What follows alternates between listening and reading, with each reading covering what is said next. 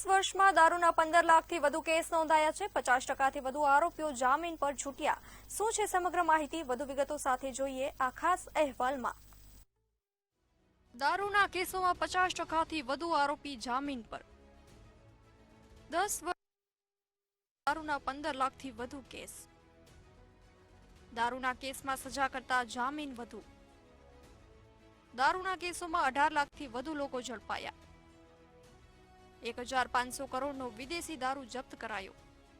ગુજરાતમાં છેલ્લા 10 વર્ષમાં દારૂબંધીના કાયદા હેઠળ 15 લાખથી વધુ કેસ નોંધાયા છે અને 18 લાખથી વધુ લોકો ઝડપાયા છે। આ દરમિયાન પોલીસ દ્વારા આશરે 1500 કરોડનો વિદેશી દારૂ તેમજ વાહનો સહિત લગભગ 2000 કરોડનો મુદ્દામાલ જપ્ત કરવામાં આવ્યો છે। છતાં દારૂના કેસોમાં સજા થનારા કરતા જામીન પર છૂટનારા લોકોની સંખ્યા ઘણી વધારે જોવા મળી રહી છે।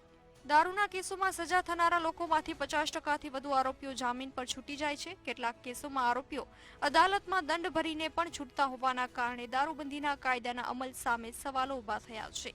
તો પોલીસ દ્વારા કેસ અને ધરપકડનો મોટો આંકડો હોવા છતાં પણ અંતિમ તબક્કે સજા અને દંડની કાર્યવાહીનું પ્રમાણ સરખામણીએ ઓછું રહેતા કાયદાની અસરકારકતા અંગે ચર્ચા થઈ રહી છે। બ્યુરો રિપોર્ટ, મંતવ્ય ન્યૂઝ।